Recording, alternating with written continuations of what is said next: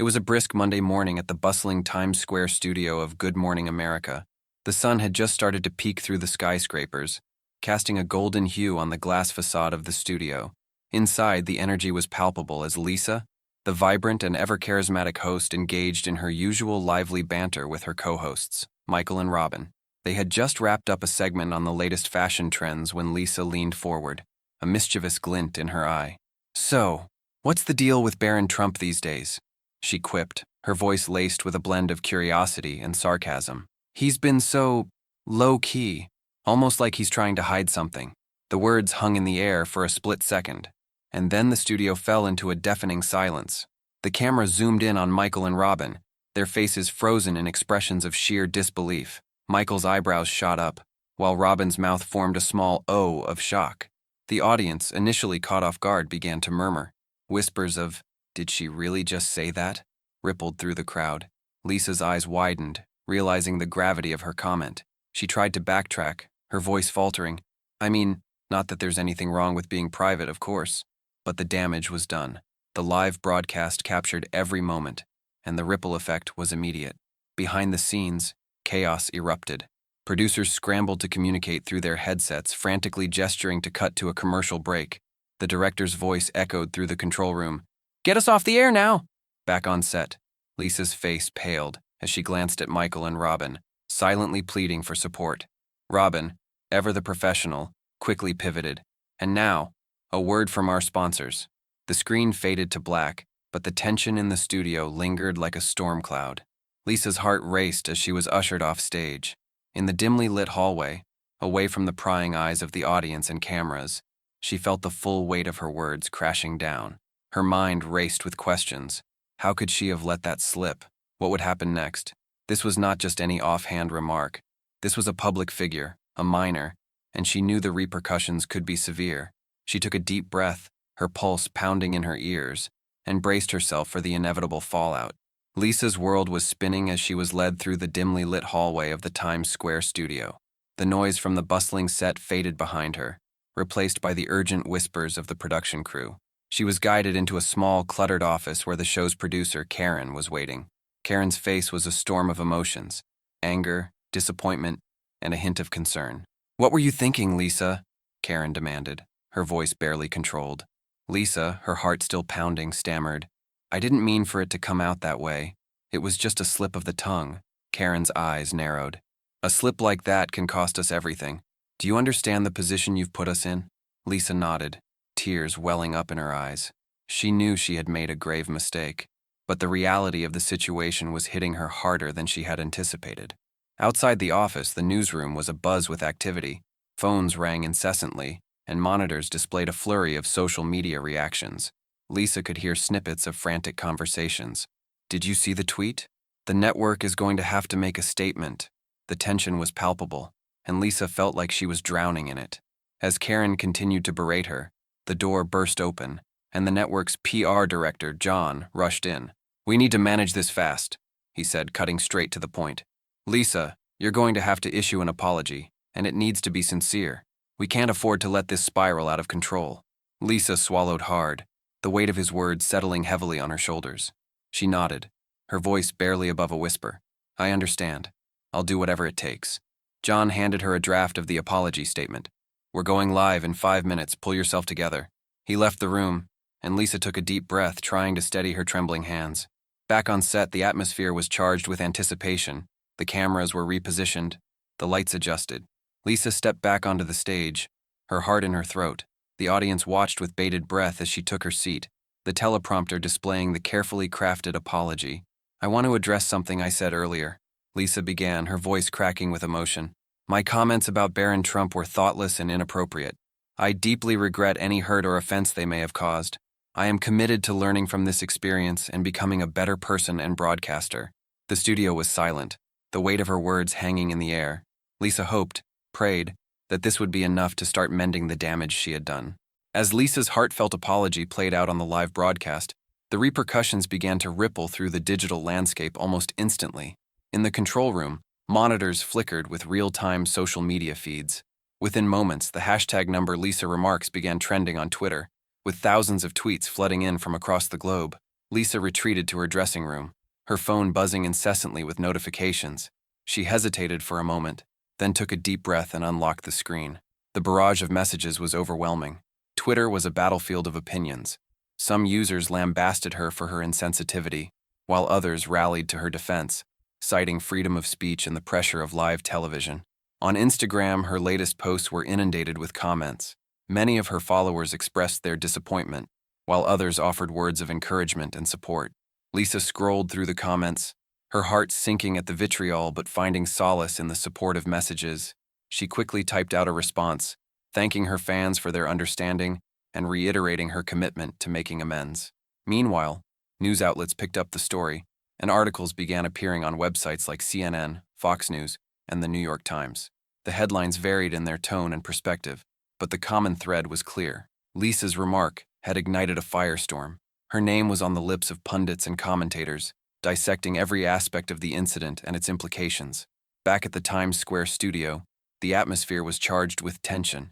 In the newsroom, reporters huddled around their desks, working furiously to cover the breaking story.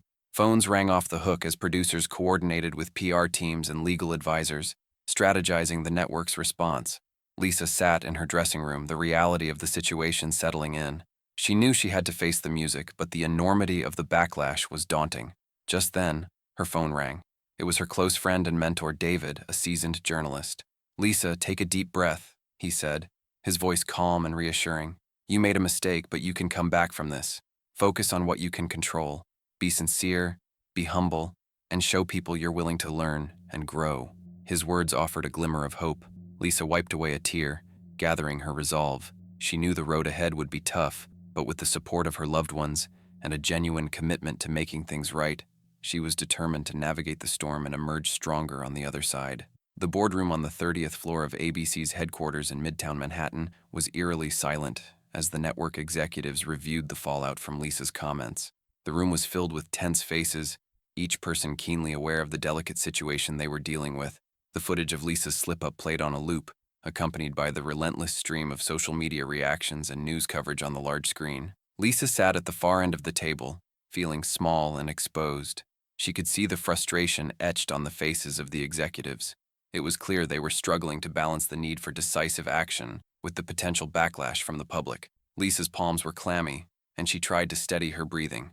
John, the network's PR director, broke the silence. "We have to respond quickly and decisively. The longer we wait, the worse this gets." Karen, the show's producer, nodded in agreement. "We need to think about our sponsors and our viewers. Any hint of impropriety can cause irreversible damage." Lisa felt a lump form in her throat. She knew her career was hanging by a thread. The head of the network, Mr. Williams, cleared his throat and looked directly at her. "Lisa, we've reviewed the situation thoroughly.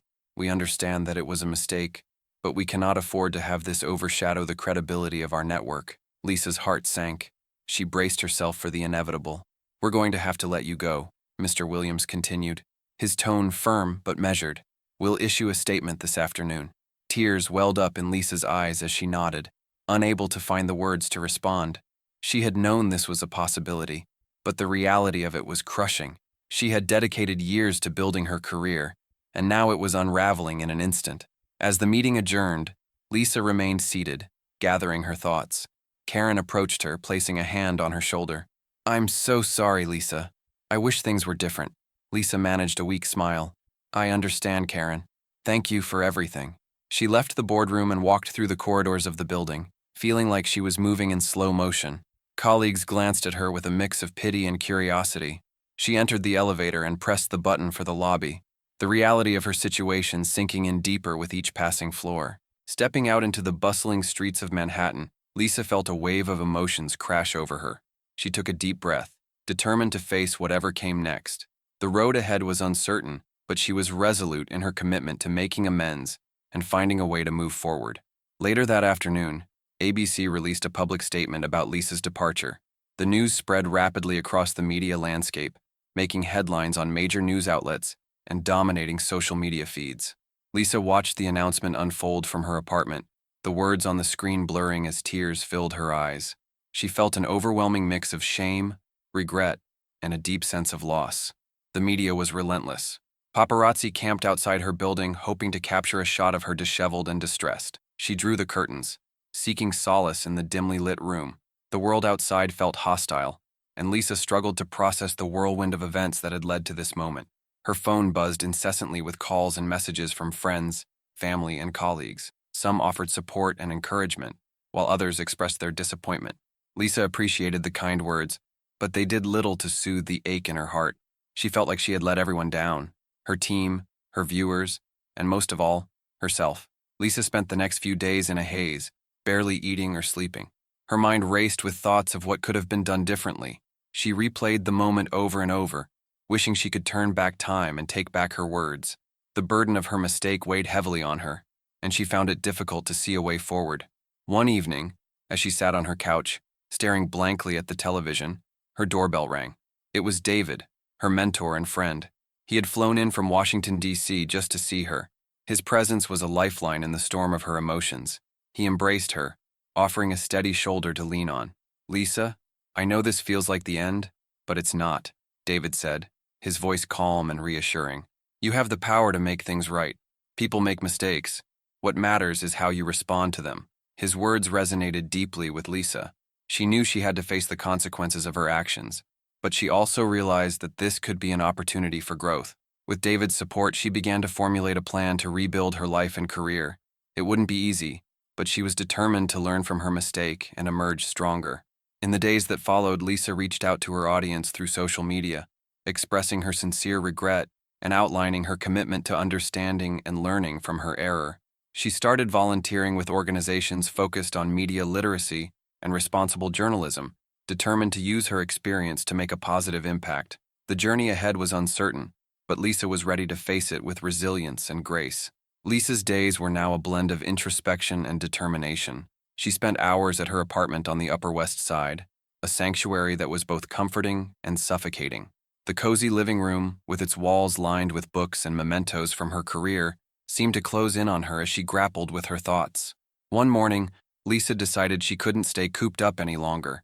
She needed to take proactive steps toward healing and rebuilding. She reached out to a local nonprofit organization, Media Literacy Now, that focused on promoting responsible journalism and media education. Their headquarters, a modest office in Chelsea, welcomed her with open arms. The director, Grace, had been following Lisa's story and admired her willingness to make amends. Grace introduced Lisa to the team, a group of passionate individuals dedicated to making a difference. Lisa felt a renewed sense of purpose as she immersed herself in their projects. She started participating in workshops, speaking to young journalists about the importance of ethical reporting and the impact of their words. Each session was a mix of anxiety and catharsis, as Lisa shared her experiences and listened to the stories of others. At home, Lisa continued to reach out to her audience through social media, posting updates about her volunteer work and sharing the lessons she was learning. The responses were mixed, but gradually the tide began to turn. Some followers expressed appreciation for her efforts, while others remained skeptical. Lisa understood that trust had to be earned, and she was committed to the long road ahead.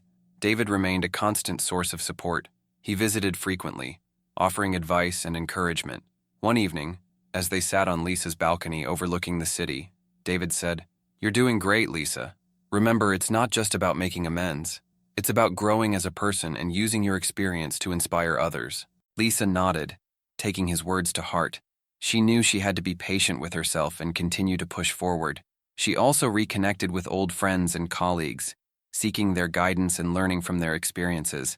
Each conversation was a step toward healing, a reminder that she wasn't alone in her journey. The media eventually moved on to other stories, and the paparazzi outside her building slowly dwindled. Lisa found solace in her work with Media Literacy Now and the connections she was rebuilding. She was slowly but surely piecing her life back together, one day at a time. Through the ups and downs, Lisa held on to the belief that people could change and grow. She was determined to be an example of that, showing that it was possible to learn from mistakes and make a positive impact. The journey was far from over, but with each passing day, Lisa felt a little more hopeful and a little more resilient. Months passed, and Lisa found herself gradually rebuilding her life. Her work with Media Literacy Now became a cornerstone of her daily routine, giving her a sense of purpose and direction. She frequently visited schools and community centers around New York City, sharing her story and advocating for responsible journalism. Her candidness and vulnerability resonated with many, and she began to receive invitations to speak at larger events. One of these events was a media ethics conference at Columbia University. Lisa felt a mix of nerves and excitement as she stepped onto the campus, the iconic Low Memorial Library towering behind her. The auditorium was filled with students, professors, and industry professionals, all eager to hear her speak. As she walked to the podium, she took a deep breath, reminding herself of the journey she had been on. "Good afternoon, everyone," she began, her voice steady. "I'm here today to talk about a mistake I made and the lessons I've learned from it. We all have moments we wish we could take back, but it's how we respond to those moments that defines us." Lisa spoke from the heart, recounting the incident that had derailed her career and the steps she had taken to make amends. She emphasized the importance of empathy, integrity, and accountability in journalism. The audience listened intently, and by the end of her speech, Lisa felt a weight lift off her shoulders. The applause that followed was a testament to the impact of her words.